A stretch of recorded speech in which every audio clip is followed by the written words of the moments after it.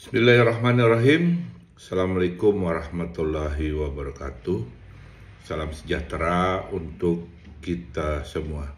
Syukur Alhamdulillah hari ini kita bisa berjumpa lagi di mata kuliah praktik media relation. Kita sudah melalui separuh perjalanan dari mata kuliah ini, pertemuan 1 hingga 7, dan Anda juga telah melaksanakan kegiatan ujian tengah semester. Maka ke depan kita akan mengarungi 7 pertemuan selanjutnya, yakni pertemuan 8 hingga 14, dan nanti akan diakhiri dengan ujian akhir semester. Kalau pada pertemuan 1 dan 7 praktik media relation banyak berkutat pada pengelolaan administrasi, mulai dari penyusunan database media, media monitoring, daily summary news, kemudian media analisis, monthly report, isu dan krisis manajemen template. Itu sudah kita lalui bersama. Maka di pertemuan 8 ke 14 kita banyak akan mengerjakan event dari media relation seperti press conference, kemudian media visit, kemudian produksi konten advertorial. Kira-kira 3 kegiatan utama kita yang akan kita laksanakan mulai hari ini. Hari ini kita akan belajar perencanaan media relation. Minggu depan pelaksanaan press conference. Saya ulangi, hari ini kita melaksanakan kegiatan praktikum perencanaan press conference, dan minggu depan kita laksanakan pelaksanaan press conference. Ya. Jadi minggu depan itu kita menggunakan konsep role play, pura-pura bermain peran. Nah, tentu Anda sudah sering mendengar istilah konferensi pers, press conference. Bahkan kegiatan itu sekarang itu menjadi seperti kegiatan sehari-hari yang ada di kita tonton, baik itu melalui media massa, televisi gitu ya, media online maupun YouTube ya. Coba kalau Anda lihat siapa institusi yang paling sering melaksanakan press conference? Menurut saya itu aparat kepolisian. Mulai polsek ketika berhasil nangkep maling, ya kan? Mereka mengundang wartawan press conference, ya. Tersangkanya dihadirkan, ya kan? Ada belakang gitu kan, ada tulisannya, belakang backdropnya ada Kapolseknya pakai sarung putih gitu kan, ada bagian humasnya. Di polsek aja ada, apalagi di Polres ya, di Polda sampai Mabes Polri. Itu polisi itu hampir setiap hari melaksanakan pengungkapan kasus. Kalau yang berhasil mereka menangkap bandar narkoba, apalagi selebritis, apalagi viral, itu mereka rajin sekali melaksanakan press conference. Kayaknya memang udah menjadi kegiatan rutin ya. Kemudian kejaksaan ya di pusat, kasusnya Menteri Kominfo itu kan kemarin hari Jumat juga ada press conference tersangka baru gitu ya. Malam-malam jam 11 malam. Sebelumnya KPK ya menggelar press conference penetapan Menteri Pertanian. Itu kan press conference, mengundang wartawan, ada juru bicaranya, ada pimpinan KPK menyampaikan fakta dan menjelaskan sesuatu kepada media. Terakhir diakhiri tanya jawab. Jadi gambaran tentang pelaksanaan press conference Anda udah tahu tuh. Ya. Sekarang di dunia politik ya ini hingar-bingar. Kemarin press conference Jokowi projo mendukung Pak Prabowo mengundang wartawan, kan terus nih. Jadi press conference itu pasti akan dilaksanakan sesuai dengan kebutuhan masing-masing. Nah, kita mungkin tidak masuk ke ranah yang ke organisasi seperti polisi, jaksa. Kita belajar dalam konteks korporat perusahaan, ya. Oke, Pak, apakah perusahaan itu wajib melaksanakan press conference? Iya, kalau dia perusahaannya TBK, perusahaannya sudah go publik, perusahaannya sudah melantai terbuka, itu kewajiban, ya, setahun sekali, ya. Mereka perusahaan yang belakangnya tulisannya TBK itu wajib melaksanakan press conference, namanya public expose, ya, namanya public expose, dilaksanakan setahun untuk menjelaskan kinerja keuangan, rugi atau untung gitu misalnya. Tahun 2023 nanti press conference April bisa 2024 itu dijelasin. Kemudian mungkin nggak ada corporate action, rencana perusahaan untuk mengembangkan pabrik, nambah ini atau investasi itu dilaksanakan. Nah, kita nih sebagai Medrel itu ngapain, Pak? Kita fungsinya sebagai EO, ya. EO-nya sebenarnya corporate communication, ya, humas, ya. Kita sebagai staf Medrel itu membantu menjadi PIC utama yang mempersiapkan kegiatan press conference tersebut, ya. Jadi ketua panitianya lah Medrel itu, penanggung jawabnya bos kita, corporate communication manager, itu pasti ya Korkom yang menjadi penanggung jawab. Oke, Pak, ketika sudah diputuskan misalnya ya hari Rabu tanggal 16 Oktober 2023 diputuskan untuk melaksanakan press conference launching produk baru misalnya gitu kan. Ya, ini manajemen yang mutusin ya. Jam jam 3 sore ya.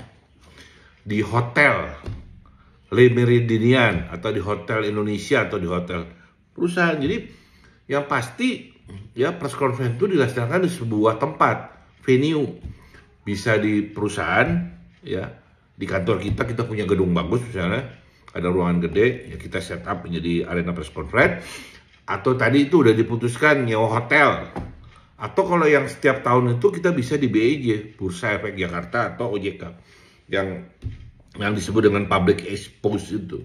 Ya, menyampaikan kinerja perusahaan.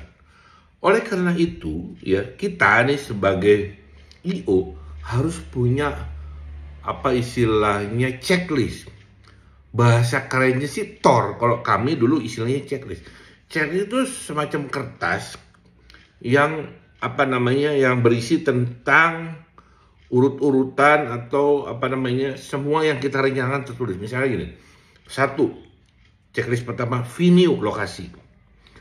Misalnya kita pakai Excel misalnya, 1 venue lokasi, misalnya tadi di Hotel Le Méridien. PIC-nya siapa? David. Statusnya apa? Misalnya sudah dikontak atau disewa. Ya, lokasi itu kan. Lokasi sudah, ya kan? Jadi nanti tugas saya itu tanggal berapa untuk menghubungi, ya. Ya kalau di hotel kan enak, makanan juga dari sana gitu ya. Semuanya disiapin semua gitu. Yang kedua, perlengkapan ini yang penting, equipment. Itu harus detail itu perlengkapan, misalnya kursi. Ada nggak di sana, sewa nggak gitu kan? Meja, taplak. Ya, kemudian mic, wireless, nama meja tuh, yang ada nama-nama mejanya tuh kan, direktur siapa itu harus ada. Ya kemudian list wartawan, nama-nama undangan, ya, kemudian ball tuh kan, tempat tuh naruh kartu nama. Ya pokoknya semua yang terkait dengan perlengkapan acara itu harus ditulis mulai dari mic, wireless, apapun ada. Ya kalau emang itu misalnya itu ada di pihak hotel, berarti kita tinggal nambahin yang kurang. Biasanya kalau yang nambahin nama meja tuh kita udah moderator atau nama-namanya kan di depan tuh suka ada tuh ya. Itu kita siapin sendiri, kita ngepelin sendiri di rumah. Oke, tadi ya. Kemudian perlengkapan undangan ya. Undangan tuh ada 2. Undangan internal dan eksternal. Eksternal wartawan. Tadi database kan, wartawannya siapa yang diundang. Internal siapa? Kalau itu yang akan menyampaikan direktur keuangan, undangannya ke direktur keuangan. Ya. Jadi dia akan menyampaikan materi. Biasanya materi presentasi bukan kita, itu mah bos yang bikin, ya, materi presentasi. Tapi kita sekarang bikin materi presentasi, ya harus, ya. Kemudian yang jadi moderator siapa? Tadi kan udah tuh undangan, kemudian PIC petugas-petugas, oke. Ada MC, ada, ya. MC-nya sendiri membuka acara. Nah, setelah MC membuka acara kan menghilangkan moderator. Misalnya MC-nya Rara, ya. Rara ini adalah stafnya Pak David nih. Pak David kan sebagai Head of Corporate Communication, ya. Makasih gini-gini kita ketemu dalam acara press conference program maka yang akan memandu acara ini adalah David Janogoro, Head of Corporate Communication. Dikenalin CV saya dong sedikit. Silakan Pak David mengambil tempat. Saya maju dong, maju ke depan. Saya perkenalkan diri, kemudian saya panggil. Kemudian Ibu Indah Sulistianingsih, Director of Finance PT Angin Ribut Terbuka untuk mendampingi saya ke depan. Baru, ya. Nah ini orang nih. Jadi orangnya ada MC beda. MC dengan moderator beda ya. MC itu hanya MC doang mengantarkan. Moderator tuh yang memimpin acara itu biasanya manajer dan satu orang direksi. Nah petugas yang lain apa Pak? Ada, ya. Ada petugas yang bagian dokumentasi, motret sendiri, ngevideoin tuh, bikin dokumentasi sendiri. Jangan lupa tuh, ya. Kemudian yang bawa-bawa mic untuk tanya jawab sendiri. Kadang sering tuh, misalnya saya sebagai moderator, oke, silakan. Oh dari Kompas, duduknya di belakang kan, duduk di belakang. Mic-nya cuma satu, lari-lari, kan nggak sopan. Dari direktur ke saya, pindah lagi ke MC, kan mic-nya harus disiapin, makanya harus ada checklist, mic-nya butuh berapa. Ya, MC megang mic sendiri, moderator punya mic sendiri, kemudian direksi megang mic sendiri, yang untuk bertanya ada yang megangin. Jadi ketika Kompas lari langsung bertanya, jadi nggak ada jeda gitu loh. Kedua lagi ke siapa lagi, jadi yang megang mic-nya ada gitu loh. Jadi itu pentingnya checklist ya. Ya hari ini Anda harus buat checklist itu. Dan yang terakhir itu siaran pers. Ya siaran pers itu dibagikan pada saat acara ya. Siaran pers itu saya nggak bisa ngajarin bikin siaran pers. Pokoknya Anda bikin contohnya udah ada lah. Contoh-contoh yang apa namanya di media itu di Google juga ada. Siaran pers itu saya nggak akan yang ngejelasin secara detail ya. Pokoknya siaran pers itu penulisannya seperti penulisan pada umumnya bikin berita gitu loh ya. Di praktek reportase kan Anda udah dapat tuh bikin nulis berita, harusnya sih udah bisa bikin siaran pers ya. Memang di bawahnya tuh ada suka Bailey Pret tentang Indosemen dan sebagainya. Nanti mungkin Asus bisa ngasih contoh kalau memang ada contoh siaran pers. Ikutin aja polanya. Oke, jadi hari ini yang harus setor di kelas ini Anda kerjakan membuat checklist tadi itu ya. TOR itu ya, selembar dua lembar yang menggambarkan kesiapan kita untuk melaksanakan kegiatan press conference. Kemarin pada saat ujian kan sudah ada tuh Komtingnya minta surat saya untuk izin menggunakan ya gedung yang samping itu. Dulu pun kakak tingkat Anda itu praktikumnya juga di situ ya, saya hadir ya. Melihat langsung bagus ya. Jadi persiapan gedungnya di lantai 3 kayaknya udah dicek lagi deh. Itu waktu itu kayaknya ada sofanya juga ada. Kemudian ada apa namanya TV-nya gede. Pokoknya alat-alatnya udah siap. Oke. Pak perlu backdrop nggak? Backdrop nggak perlu dicetak. Backdropnya digital aja. Pada saat Pertamina tampilin di backdrop digital Pertamina. Pada saat kereta api digital. Jadi backdropnya nggak perlu dicetak, tapi tetap harus ada backdrop ya, spanduk bahasanya ya. Nanti berganti-ganti. Nah roleplaynya gimana Pak? Ya tadi ya, Anda harus ngecek semuanya pakai office wear ya, jangan pakai celana jeans. Kecuali saya aja yang boleh pakai celana jeans ya. Harus formal, harus ganteng. Dulu waktu saya jadi panitia press conference, pakai dasi, pakai apa ya, kadang ngadapin wartawan ya. Saya pernah ngadain menjadi penanggung jawab press conference di Hotel Meridian, pernah nyewa hotel tuh ya, lebih gampang lah, hotel kan makanan sebagainya udah disiapin di sana ya. Kemudian di BJ pernah public expose ya.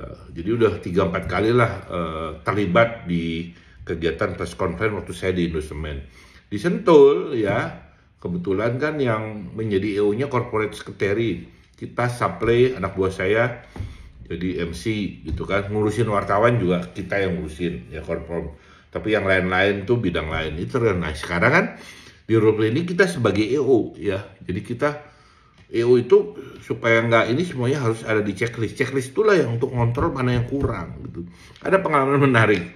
Waktu press conference di BEJ, Bursa Efek Jakarta, OJK itu. Perasaan semuanya udah siap. Ketinggalan nama mejanya tau nggak? Yang nama-namanya itu, waduh, ketinggalan. Untungnya kan kantornya di Duku Atas, naik taksi bolak-balik. Ya, ada aja tuh ya kayak gitu kan, namanya manusia, wah ketinggalan namanya. Untung masih 15 menit lah sebelum acara dimulai ya.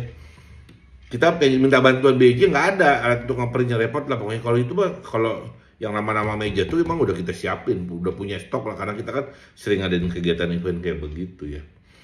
Ya itu ya, jadi saya minta besok kan didokumentasikan ya, difoto dan dibuat videonya. Nanti videonya di store kak, sudah diedit ya. Kemudian nanti misalnya kelompok 1 ya, ini kira-kira randonnya begini ya. Kelompok 1 misalnya PT apa namanya, Kereta Api Indonesia, MC